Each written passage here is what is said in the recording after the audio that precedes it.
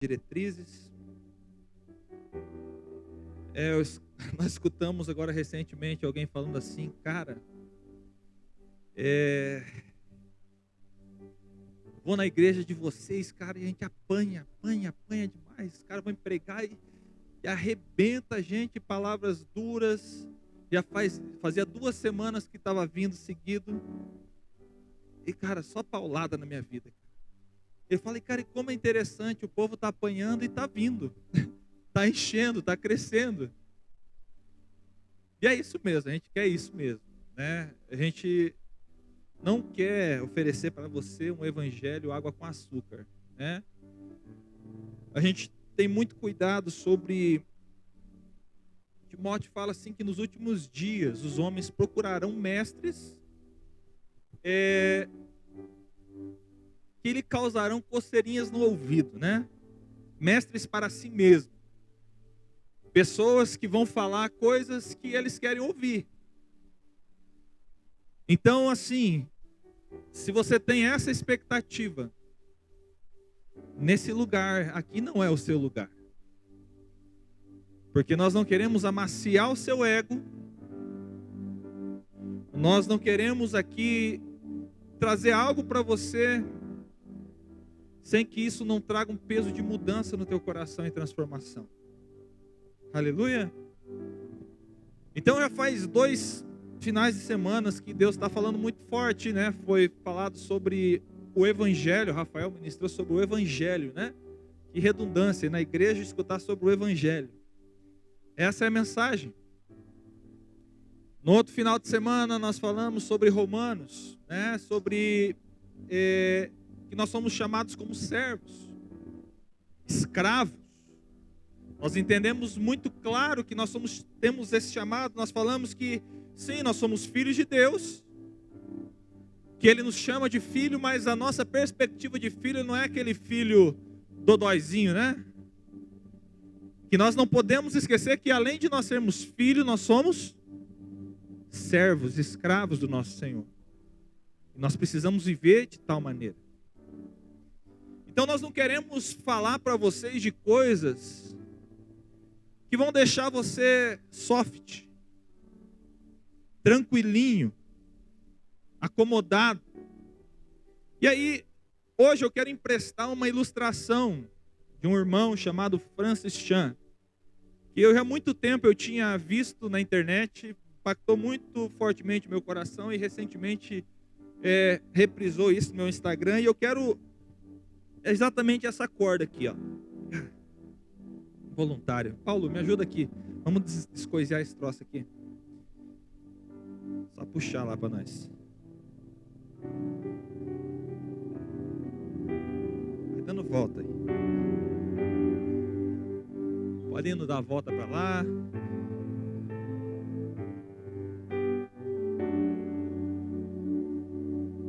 Segura aí alguém.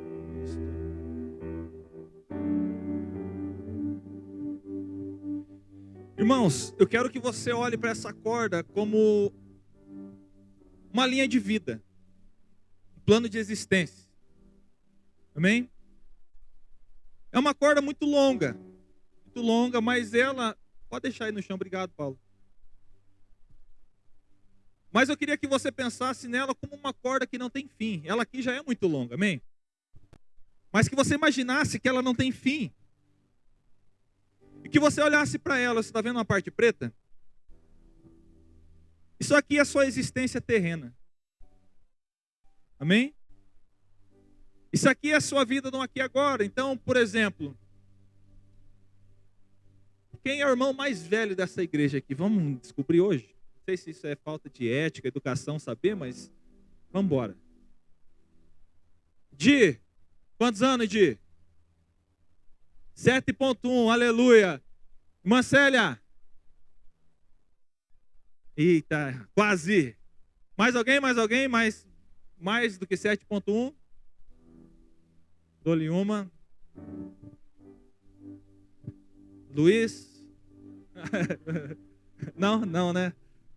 Tá, desculpa. 71 anos. né? Mais jovem e no espírito do que muito jovem aí, né? Adolescente, muito mais ativo, muito mais forte. E boa em matemática também, só para dizer para os irmãos, ela que faz as cobranças da igreja. Vigia, varão. E quando nós olhamos aqui para essa corda aqui, nessa parte preta aqui, eu quero que você imagine isso como o seu plano de existência terrena. E o quanto nós nos importamos com isso aqui. Nós vivemos aqui essa vida pensando assim, cara, 71 anos, eu assim particularmente, eu já fiz a média assim, de quanto que eu vou viver. Se tem um negócio que eu não tenho medo, é medo de morrer, cara. Então assim, eu peguei, calculei todo mundo que morreu da minha família, falei, cara, deixa eu fazer uma média aqui para eu já ficar esperto, né? Então assim, eu não sei se eu chego no 71 dela. Mas quando nós olhamos isso aqui, 71 anos, está aqui talvez. E nós olhamos para a nossa vida no aqui e agora e nós nos importamos, nós, o nosso coração, nós gastamos tempo e falamos, cara, como eu posso fazer com que a minha vida se torne o mais confortável possível nisso aqui. Cara, e o meu futuro, meu Deus, e meus problemas, minhas dificuldades, e nós olhamos e nós supervalorizamos isso aqui. Só que talvez algo que não acontece, nós não vivemos como Paulo nos ordena. Para viver a nossa vida com os olhos aonde? Na eternidade. Viver a nossa vida com os olhos na eternidade. Talvez muitos jovens que estão aqui hoje, que estão aqui no começo da vida, temerosos pelo seu futuro, e sim, é importante você se programar, viver a tua vida glorificando a Deus com seus dons, talentos, com a sua inteligência, sim. Mas isso jamais deve suprimir a sua visão sobre a eternidade, que existe muito, mas muito mais do que isso aqui. Existe um caminho muito mais extenso que vai ser percorrido. E eu trouxe isso aqui simplesmente para você entender isso. Cara, a sua vida, ela não termina no aqui e agora. Então por que você está dando tanta importância e por que você não está cumprindo aquilo que Deus determinou na sua história hoje? Porque aquilo que você vive hoje, nesse tempo aqui, cara, vai determinar o resto da tua eternidade. Seja ela num caminho bom, num lugar bom, ou seja ela num lugar terrível. Então cuide com o que você está fazendo nessa etapa da sua história. Amém? Aleluia.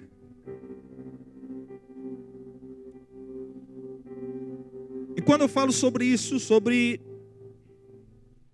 compreendermos que isso aqui é apenas um tempo, que eu preciso viver esse tempo, pautado na responsabilidade de que há algo eterno. Eu preciso entender que eu, como igreja, eu tenho um papel a cumprir sobre a história, sobre a vida, sobre o tempo que me resta. E essa noite eu quero falar para vocês sobre a igreja e as práticas de justiça. Ontem à noite eu e minha esposa e a Radassa, nós estávamos sentados e nós fomos realizar a tarefa que foi pedida pelos nossos líderes de crianças. Qual que foi? Qual que foi a tarefa dos líderes de criança? Alguém lembra ou não? Que medo.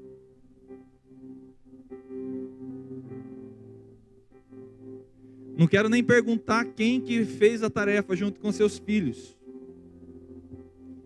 Mas a tarefa era o seguinte: sentar-se com seus filhos e eles estão meditando sobre os milagres de Jesus, as crianças. Então nós sentamos, nós conversamos sobre o texto, meditamos, ensinamos, e ela tem o papel então de compreender e ouvir a Deus sobre aquilo que Deus está falando dentro daquele texto. Amém? E foi exatamente nesse texto de Marcos capítulo 6, do versículo 30 ao 44. Eu quero que você abra esse texto no nome de Jesus.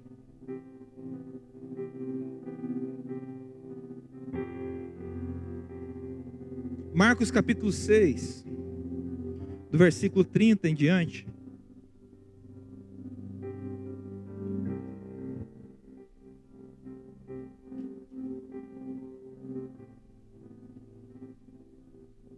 Achou, amém?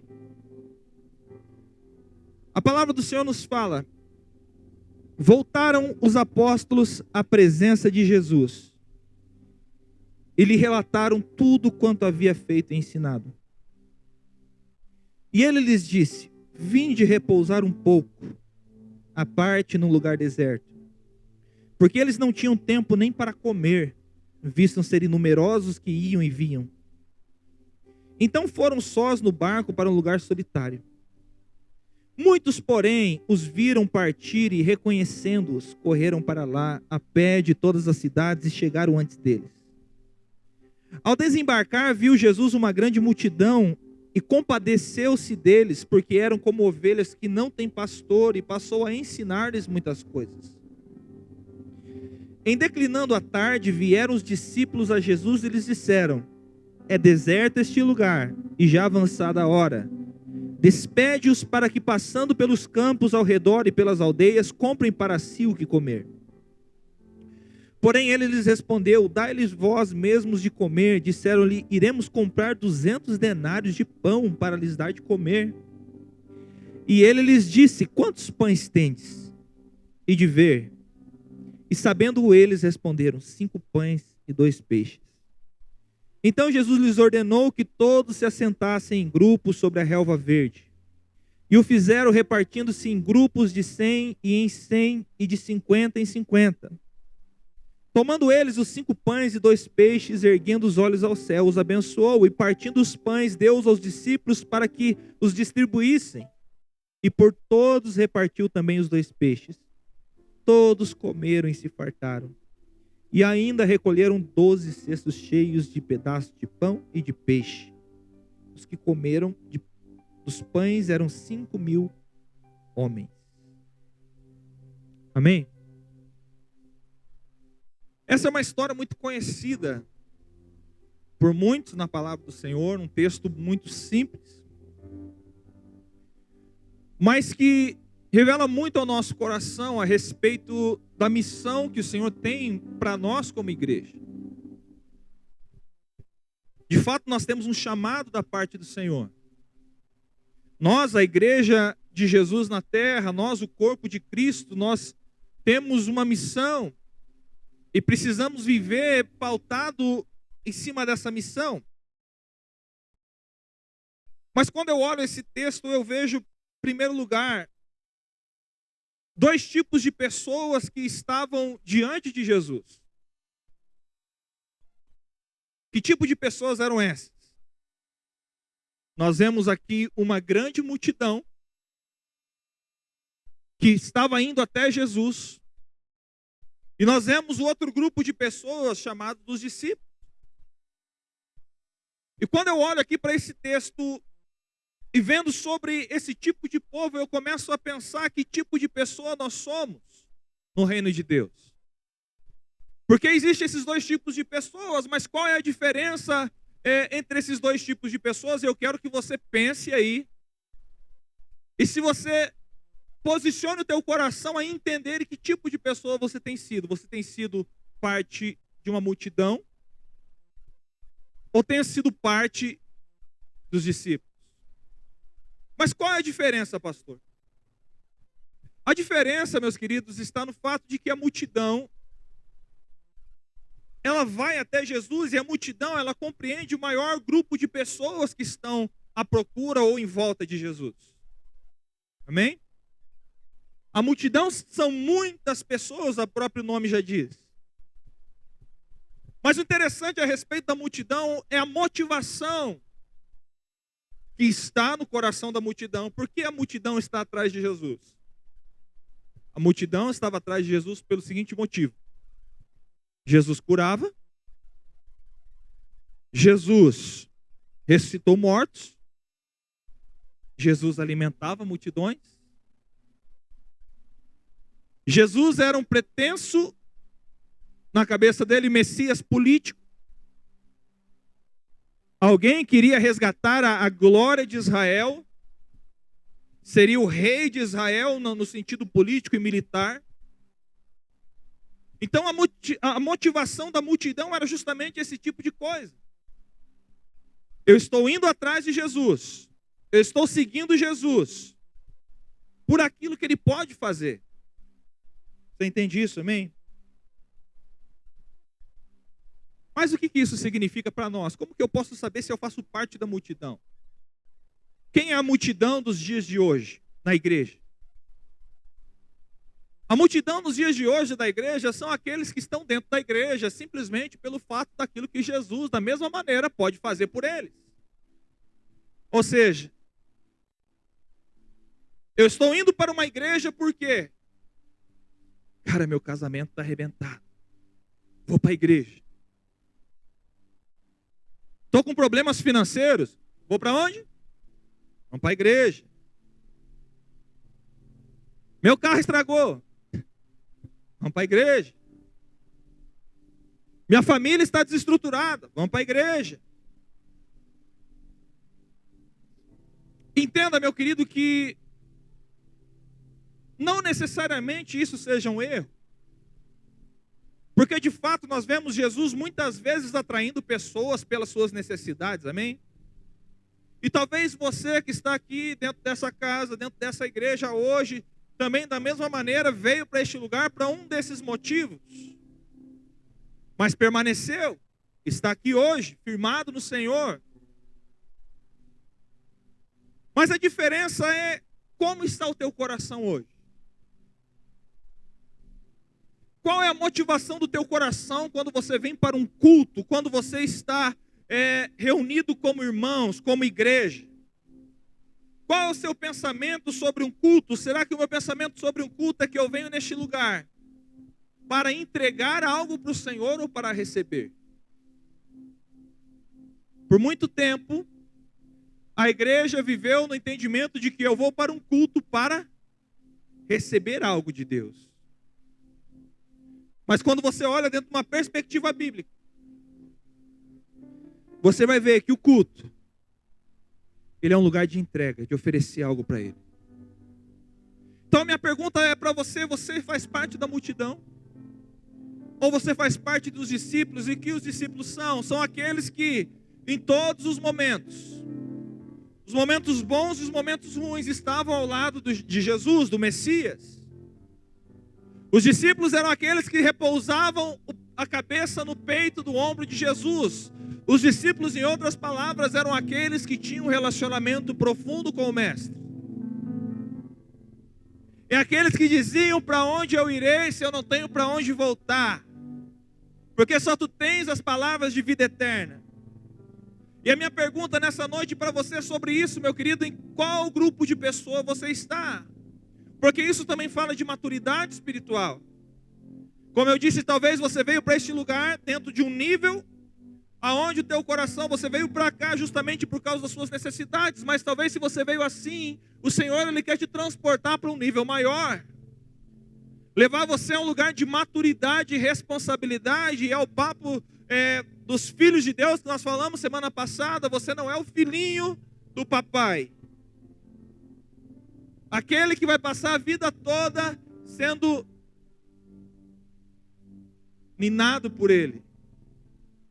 Mas precisa chegar um momento da sua história, um momento da sua vida, que você vai se responsabilizar para as coisas do reino de Deus.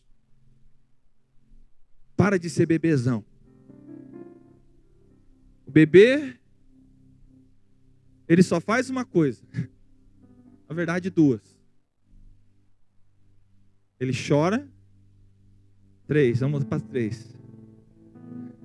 Ele chora para os futuros pais aí. Bem-vindo ao nosso mundo. Ele chora porque ele quer comer. Depois ele come e o processo natural acontece.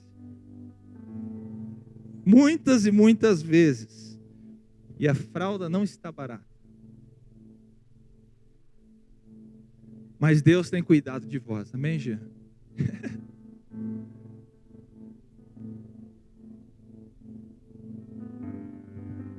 Ele caminha sobre essas 3 esferas. Eu choro porque eu quero algo.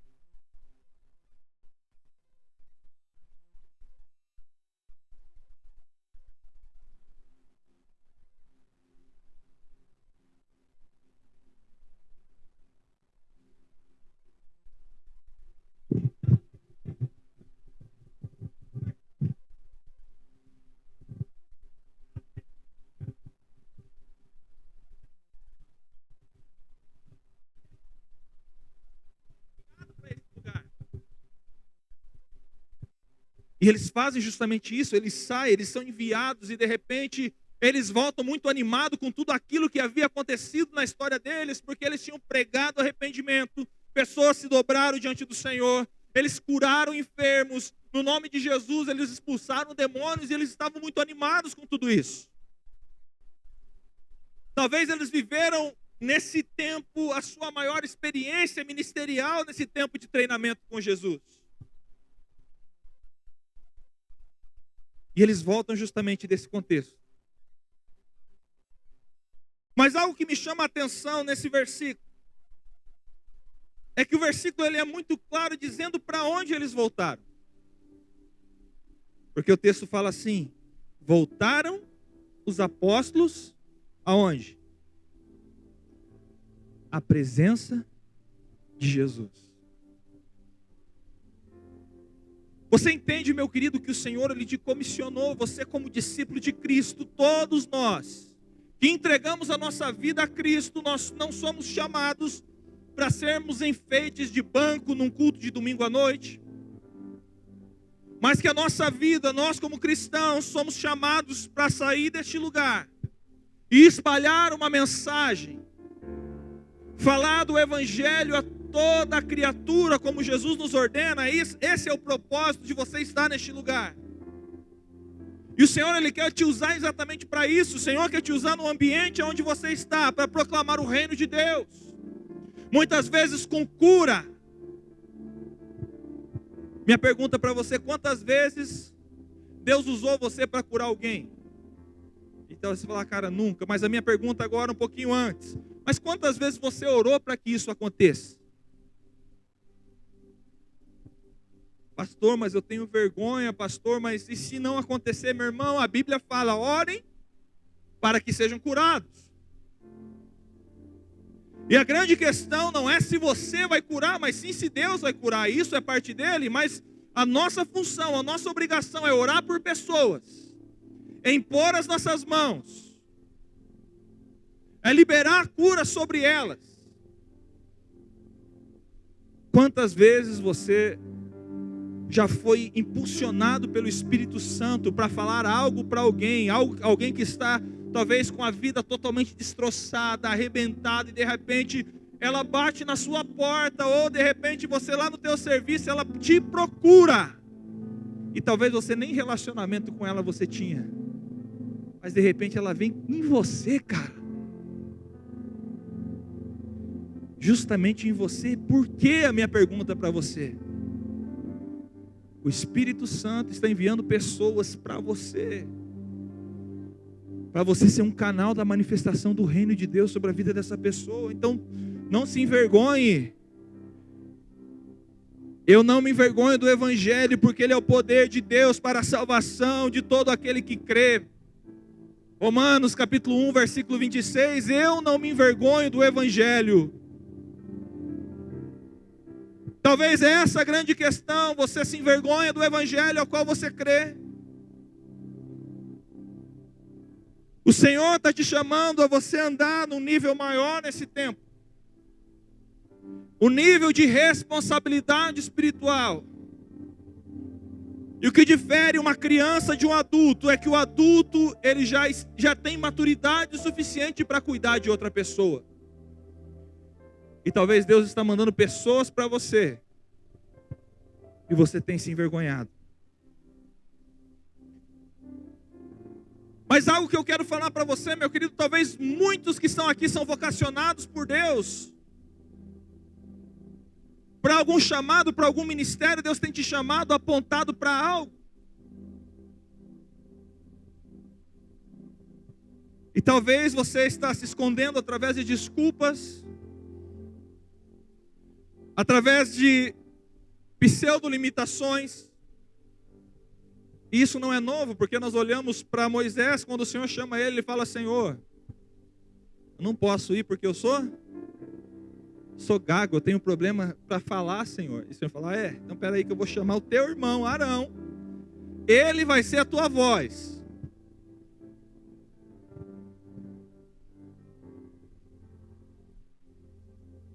Qual a desculpa que você tem dado diante do Senhor? Mas algo que eu quero que você entenda, você que é vocacionado, você que tem sido um líder dentro dessa igreja. Nós temos muitos líderes aqui neste lugar, pessoas que foram chamados e marcados por Deus para cumprir algo dentro do reino de Deus. Muitas vezes, meu querido, você vai se cansar. Pastores, vocês vão se cansar um determinado dia. Líderes de ministérios, missionários, vocês vão se cansar porque isso é do homem. Mas a grande questão é você não permanecer neste lugar. Porque quando os apóstolos eles voltam de uma grande campanha ministerial, de uma grande campanha de serviço, eles retornam justamente à presença de Jesus. E é na presença de Jesus, é o lugar onde você vai recarregar as suas forças. É na presença de Jesus que você vai ser fortalecido novamente. Sabe, Jesus frequentemente fazia isso. Você vai encontrar por diversas vezes Jesus logo após pregar. Jesus ele se retirava para o monte, para quê? O que ele fazia? Jesus ia orar, cara. Você já parou para pensar nisso? Por muitas e muitas vezes, Jesus se retirava por orar e Jesus, digo mais, Jesus não fazia nada na sua vida sem antes orar. E a minha pergunta é: quem somos nós para queremos fazer a obra de Deus sem ter uma vida de oração? Aí sabe o que vai acontecer? Você só vai entregar. Você vai entregar. Vai entregar. E o que acontece normalmente quando você entrega e não recebe? Você cansa, cara. Você cansa. Isso é tão importante, meus queridos. Versículo 31 e 32, Jesus, ele vai chamar os apóstolos dizendo assim: olha, vinde repousar um pouco. Vem descansar, Jesus estava falando para eles. Por quê? Porque o povo era um povo numeroso, que estava vindo e vindo, indo e vindo. E Jesus fala assim: ei, descansa, cara. Então, o grande segredo do ministério, meu querido, se você está cansado, não desista, descanse. Simplesmente assim. Pastor, mas tem muita coisa a ser feita. Cara, descansa. Deus vai levantar pessoas para suprir o teu lugar. Existem momentos na nossa vida que nós precisamos ter um descanso sabático. De você falar assim: cara, eu já ofereci muita coisa e hoje parece que aquilo que eu estou oferecendo é apenas a repetição das experiências que eu tive lá no passado. Então eu só estou entregando coisas velhas. Coisas velhas. Jesus fala: vinde, repouse, mas repouse um pouco. Repouse um pouco. O descanso tem um tempo. Tem um tempo. Então há uma importância no descanso, amém? E o texto ele continua desenrolando no versículo 32, ele fala: então foram sós no barco para um lugar solitário. E o 33 fala assim: muitos, porém, os viram partir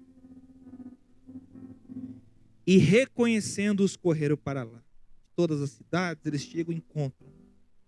Outra coisa que eu aprendo nesse texto é justamente nessa palavra, que eles foram reconhecidos. E algo que eu entendo em Deus é que quando você vive em seu propósito, as pessoas notarão quem você é em Deus, mesmo que você não queira. As pessoas reconhecerão aquilo que você carrega. Pedro, por exemplo. Pedro negou Jesus. E o texto nos fala que de repente ele vai escondido, ele vai vendo Jesus sendo caminhado para os lugares de tortura. E de repente alguém chega para ele: ei, eu te conheço. Por acaso você não é um dos seguidores do Nazareno? E ele fala, eu não. Eles falam, é você sim. Mas algo que eu acho interessante é que essa história se repete lá na frente. Abra lá em Atos. Atos capítulo 4.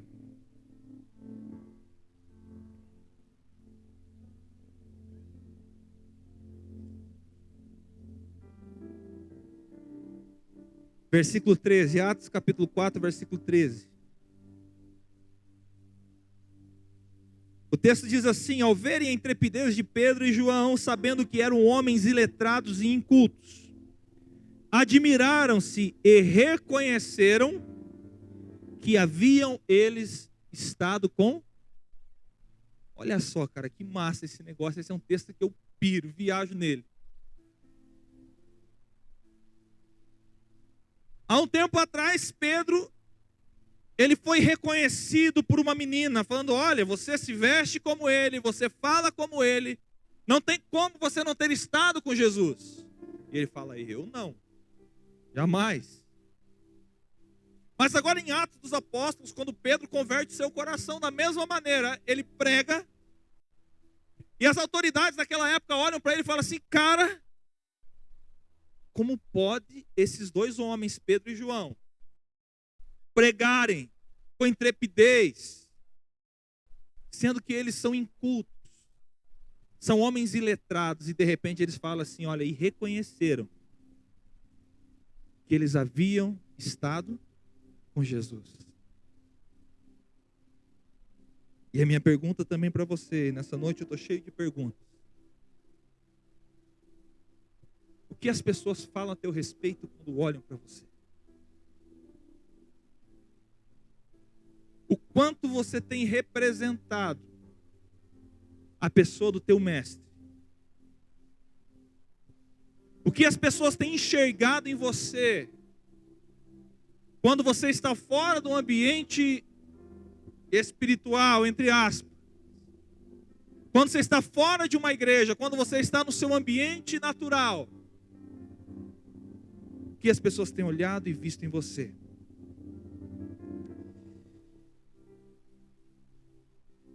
Eles reconheceram Pedro e reconheceram os discípulos, porque aquilo que eles carregavam era visível demais.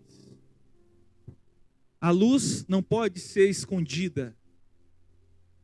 A luz que há no nosso interior não pode, não consegue ser escondida, se de fato nós temos vivido e caminhado com Ele.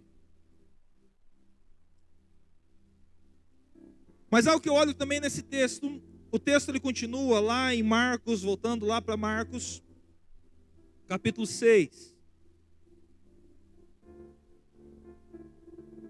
Então eles vão para uma região desértica, a multidão segue todos eles, são reconhecidos e a multidão persegue.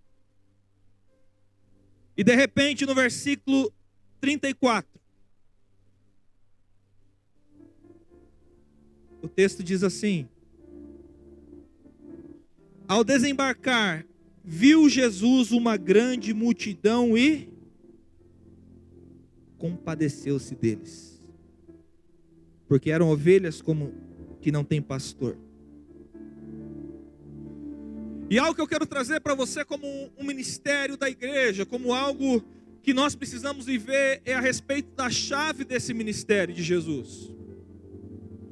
Se você de fato quer viver como um discípulo de Jesus sobre essa terra, se você de fato você quer andar como Ele andou, nós precisamos aprender a fazer as coisas como Jesus fazia. E a chave desse ministério, do ministério de Jesus, está em duas palavras: visão e compaixão. Porque Jesus viu uma grande multidão e se compadeceu deles. Ou seja, não basta apenas você ver, não basta apenas você ter uma visão a respeito daquilo que está acontecendo talvez no mundo hoje. se no seu interior não brotar um senso de compaixão,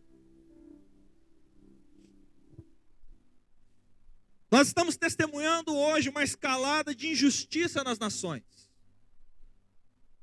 Nós vemos tráfico humano, amém? Existe tráfico humano, existem pessoas nesse exato momento que estão sendo vendidas como escravas sexuais ou em trabalhos forçados. Existe isso no mundo hoje, meu querido. Existe uma escalada da pobreza no mundo.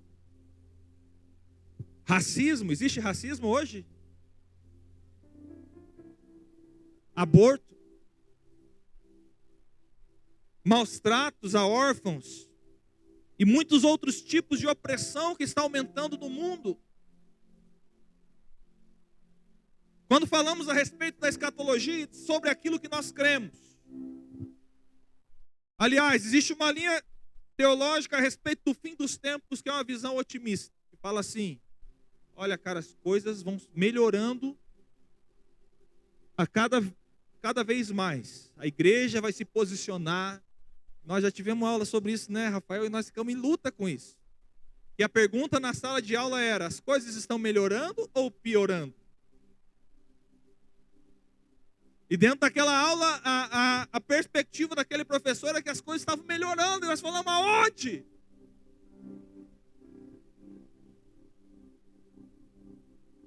E quando nós olhamos para aquilo que está acontecendo no mundo hoje, as coisas estão piorando cada vez mais. E sabe o que vai acontecer? Vai piorar ainda mais. Pastor, as coisas vão melhorar e vai... Cara, desculpa. Não vai. Esse mundo jaz no maligno. Quando Jesus ele fala que nós somos o sal da terra. O sal, ele é a única substância, é uma das substâncias que tem a propriedade de retardar o processo de apodrecimento da carne. Era para isso que eles usavam no passado. Eles aplicavam o sal, e até hoje, acredito, lá, né, para o Nordeste, para o Norte, tem essa questão da carne seca lá, né? A rocha de sal. E tem o poder de retardar o apodrecimento. E quando Jesus fala que nós somos o sal da terra, nós temos essa função como igreja. Nós somos a única coisa que tem retardado aquilo que estaria pior ainda. A imoralidade. Sem a igreja, meu irmão, hoje está feio. A imoralidade, o pecado, tem ido cada vez pior, a tal ponto que hoje muitos de nós temos medo de enviar os nossos filhos para as escolas, porque as escolas têm doutrinado muitas coisas, os movimentos têm matado com a sua doutrinação em todos os lugares. E as coisas vão piorar ainda mais. Mas nós, como igreja, temos o papel de retardar esse processo. Tudo isso está acontecendo e à medida que isso se intensifica, essa crise mundial, Deus ele chama o seu povo a trabalhar pela justiça, no espírito de misericórdia e humildade combinado com oração. O espírito de intercessão é expresso tanto na oração como em obras. Então o Senhor está nos chamando para esse tempo. E isso que o Mike trouxe hoje aqui é muito relevante para nós, irmãos. Vida de oração. São seminários como esses que necessitamos frequentar, meus irmãos, porque nós estamos e nós vamos fazer isso, é tão de suma importância, sobre família, sobre casais. Isso é muito importante, meus queridos. Mas ele não é mais importante do que a igreja se posicionar nesse mundo através da intercessão e oração. De nós aprendermos a orar intencionalmente por aquilo que está acontecendo no nosso mundo, sobre a história do mundo. Mas isso só vai acontecer quando você tiver visão e tiver compaixão. Porque se nós não conseguimos olhar para o nosso mundo hoje da maneira que está, as pessoas morrendo, as pessoas na sua eternidade, indo para o inferno, aonde não haverá mais chance, aonde não haverá mais retorno, meu irmão, não existe purgatório. Não existe um lugar onde as pessoas vão, através da oração dos seus familiares, e de repente elas vão ser salvas. Não existe. A palavra do Senhor não nos ensina isso. Fala que ao homem é dado morrer apenas uma, e aí depois vem o juízo. Mas o quanto isso fere o nosso coração, o quanto isso gera um mal-estar no nosso coração de saber que existem pessoas que não terão chances, que estão caminhando e vão viver a sua eternidade em castigo, em sofrimento, visão e compaixão. O Senhor nos chama para andar nesse lugar. Eu oro para que a nossa igreja entenda isso. Eu oro para que a nossa igreja se desperte neste lugar, de que um culto de domingo à noite não é o suficiente. Eu oro para que a nossa igreja entenda que o seu papel está principalmente fora dessas quatro paredes. Eu oro para que a nossa igreja entenda que o chamado para pregar não é um chamado para um pastor, um chamado para um missionário, mas é para todos aqueles que nasceram de novo. Vocês foram chamados para anunciar o evangelho do reino de Deus, para dizer: arrependam-se, porque o reino de Deus está próximo. Essa é a mensagem do evangelho, que um dia Jesus voltará. E aqueles que não se dobrarem nessa era, por celebração, por paixão, por amor a Ele, na próxima era vai se dobrar de qualquer jeito. Porque Ele é Senhor. Porque Ele é o Rei que virá para governar todas as coisas. Eu prefiro, meu querido, me ajoelhar agora, me dobrar e falar: Jesus, eu te amo. Te amo agora. Desde já. Eu me ajoelho nesse momento. Mas o texto ele fala que então Jesus, ele movido por visão e compaixão, ele atrai o povo a si, ele começa a ensinar muitas coisas. Nós não apenas fomos chamados a uma prática de justiça social, porque sim, a igreja precisa se mover a andar com compaixão pelos perdidos, nos envolvermos em cuidar de pessoas que são menos favorecidas. Esse também é um chamado da igreja. Mas sem o ensino do reino de Deus, isso não tem fundamento. Então nós não fomos chamados apenas a uma prática de justiça social, mas como também trazermos ensino, gerando uma base espiritual firme a respeito daquilo que é eterno. Então não basta tão somente você ter compaixão pelo perdido, ter compaixão do órfão, da viúva, da prostituta, do drogado, se você também não anunciar, se você não falar o porquê que ele está caminhando para o inferno. Jesus, ele junta essa multidão e passa então a ensinar-lhes muitas coisas. Você está entendendo nessa noite, amém? Versículo 34 e 35. Então, ao desembarcar, viu Jesus uma grande multidão, compadeceu-se deles, porque eram como ovelhas que não têm pastor, e passou a ensinar-lhes muitas coisas. Versículo 35. Em declinando a tarde, vieram os discípulos a Jesus e lhes disseram: é deserto este lugar e já avançada a hora. Então, o que está acontecendo aqui? Os discípulos vão atrás de Jesus. A multidão vem também. E o tempo passa. Jesus ensina, está ensinando, e de repente a hora, o tardar vem. E aí então os discípulos, eles chegam para Jesus e falam: Senhor, está ficando tarde, esse povo está com fome. Esse povo está com fome. E algo que eu aprendo nessa parte desse texto é que os discípulos são sempre ótimos identificadores de problemas.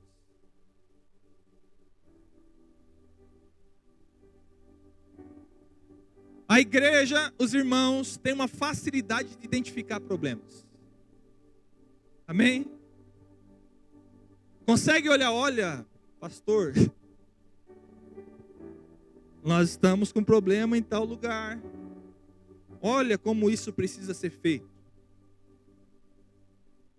Mas o grande problema é que os discípulos são ótimos identificadores de problemas, mas normalmente eles gostam de terceirizar soluções.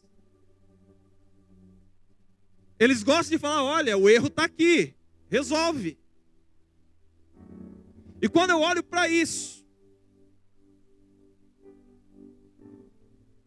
eu penso o seguinte: quando Deus mostra algo para alguém, a responsabilidade é de quem resolver aquilo que Deus mostrou. Então, meu irmão, quero te dizer nessa noite, se Deus está te mostrando um problema a ser resolvido, é para você então. É para você trabalhar para que isso se resolva. E é o que eu acho fenomenal nesse texto, é que eles chegam diante de Jesus e falam, Jesus, está avançada a hora, o povo está com fome. Manda eles aí procurar aí nas vilas ao redor, lugares para comprar pão. E algo que eu acho fenomenal é Jesus. Ele olha para eles e fala assim, ei, dê vocês mesmos de comer. Jesus recebe o problema e ele devolve a bomba, viu? Resolvam vocês.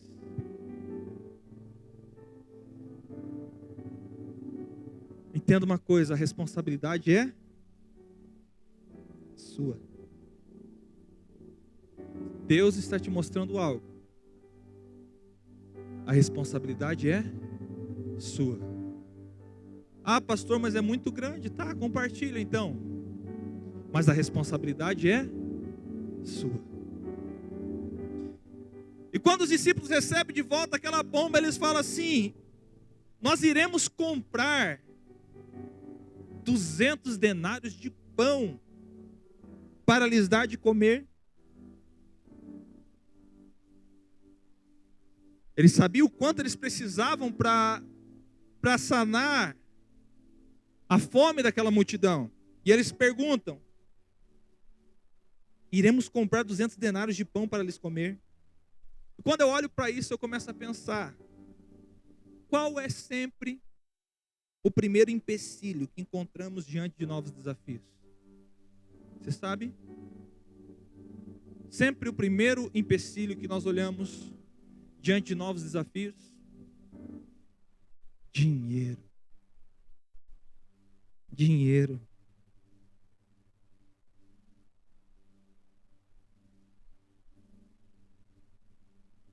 Somos chamados, temos irmãos aqui que vão para a Itália, vão pregar o evangelho lá, são chamados, tem um chamado apostólico para ir.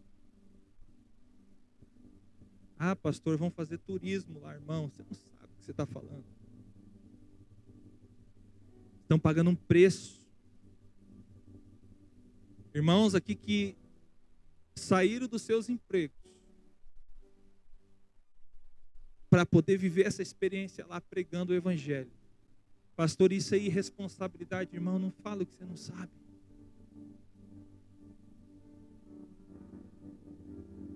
Mas como eles vão, talvez eles nem sabem ainda. Mas sabe, o empecilho sempre, e isso desde uma questão de igreja, desde uma questão ministerial, sempre é o dinheiro. Mas algo que nós sempre temos entendido desde o início dessa igreja. Nós somos uma igreja que tem 5 anos apenas. 5 aninhos. E Deus nos deu a oportunidade de frutificar em todas as áreas. Todas. Porque sempre houve no nosso coração o entendimento de uma coisa. Que quando Deus ele nos chama, Ele nos patrocina. Deus ele nos patrocina. Se Deus está te chamando para algo, o Senhor vai liberar recursos para que esse algo aconteça. Mas esse algo fala de propósito de vida. Fala sobre entendimento daquilo que Deus te chamou para fazer. Meus irmãos, eu, antes de vir para cá, eu estava muito bem, obrigado. Antes de retornar para o Paraná, para Ponta Grossa, estava vivendo uma vida muito tranquila. Pastoreando uma igreja grande, ao lado do meu pai, um salário muito bom, tendo casa pastoral, gasolina para o carro, e muitas outras coisas que aquela igreja nos abençoava e nos ajudava. E quando Deus ele falou para nós que era tempo de retornar, eu abri mão de tudo isso. Nós abrimos mão de tudo isso por uma palavra. Por uma palavra. Porque no nosso entendimento é que quando Deus ele nos chama, ele nos patrocina. Eu quero liberar essa palavra sobre a vida de vocês, vocês que estão indo. Vocês que têm um entendimento de propósito, de missão. Seja em que área for. Se Deus está te chamando para algo, Ele vai liberar recursos da onde você não imagina. Da onde você não imagina. Nós fundamentamos a nossa visão dessa igreja sobre isso. Tudo que nós temos aqui hoje, seja de uma estrutura física, pela graça de Deus, hoje nós temos uma chácara, um terreno que nós vamos construir uma chácara. E a gente fala, até engraçado eu falar que nós vamos construir uma chácara, porque nós não temos dinheiro para isso. Mas é sobre isso que eu estou falando. Tudo que você está vendo aqui, som, estrutura, aluguel deste lugar, desde quando nós chegamos aqui, as contas não batiam. Porque as entradas financeiras dessa igreja era muito menor do que aquilo que nós precisávamos, mas todo final de mês nunca nos faltou nada. Nunca nos faltou nada. Por isso nós nunca tivemos medo de ousar. Nunca tivemos medo de ousar. Quando Deus fala, Ele vai liberar recursos. Não tenho dinheiro como empecilho, gente. Não tenho dinheiro como empecilho. E eu estou te falando isso e eu estou pregando para mim mesmo também, cara. Eu prego para mim também. Porque há momentos da nossa história que nós falamos assim, cara, meu Deus, cara, vai dar certo. No final tudo sempre dá certo. Se o teu coração está nele. E os discípulos aqui, eles ficam muito assustados e de repente Jesus ele dá uma sinalização para eles falando assim, quantos pães vocês têm? Note que a pergunta de Jesus não foi, quanto falta de dinheiro para você poder comprar? Ou quantos pães faltam? Mas a pergunta de Jesus estava relacionada com aquilo que os discípulos tinham nas suas mãos para executar uma missão.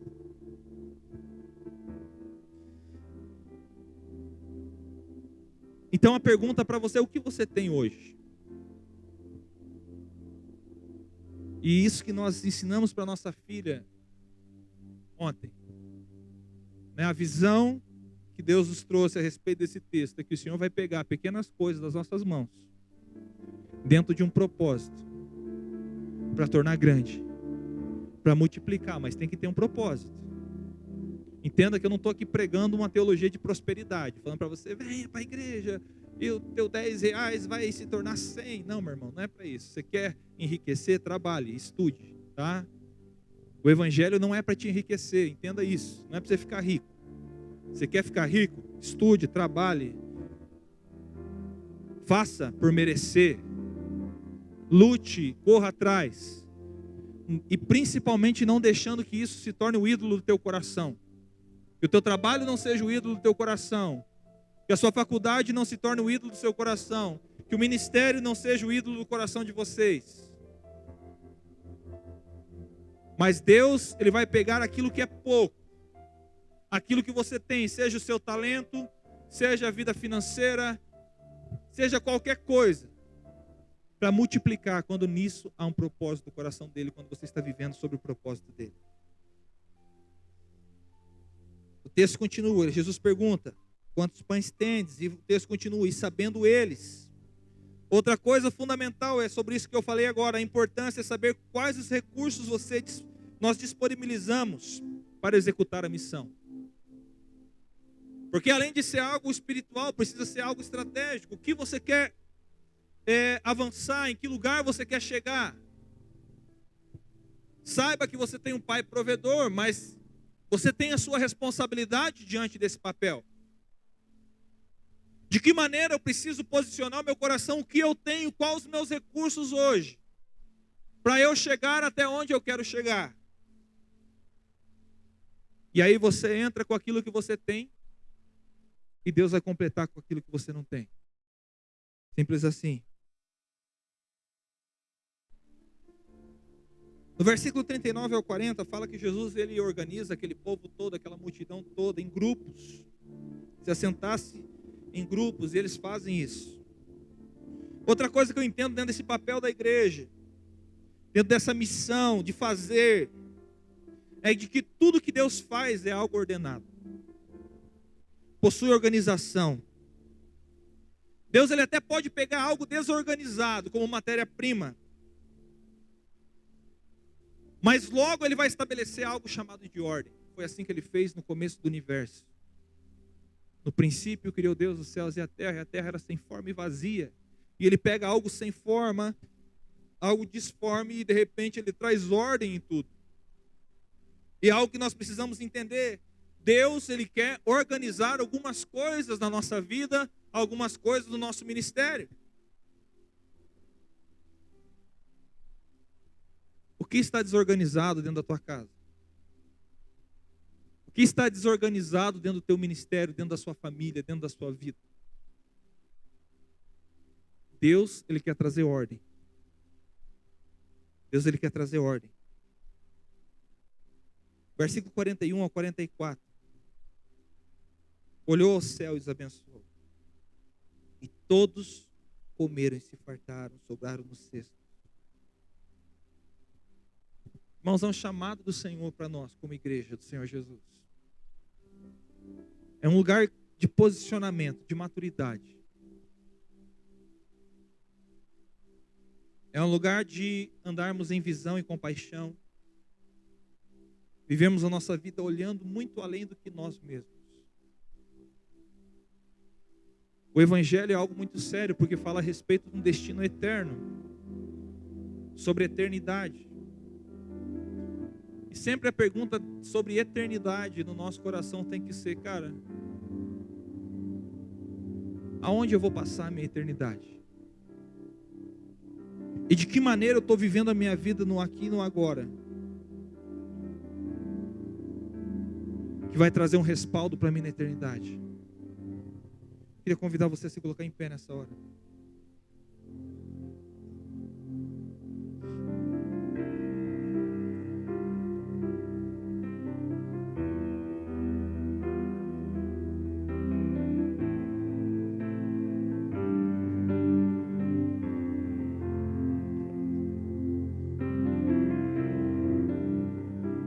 Convido você a fechar os seus olhos nesse momento.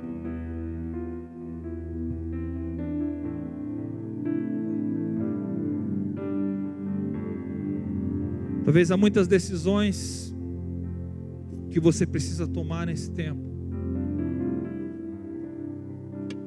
Mas algo que eu quero falar para você: não se mova por necessidade, se mova por propósito. Não faça as coisas por necessidade. Faça as coisas porque Jesus está te mandando.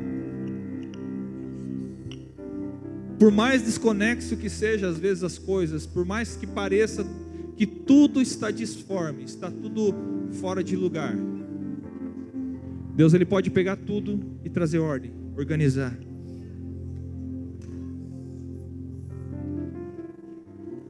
Eu queria que você orasse nesse momento sobre tudo isso que nós falamos aqui nessa noite.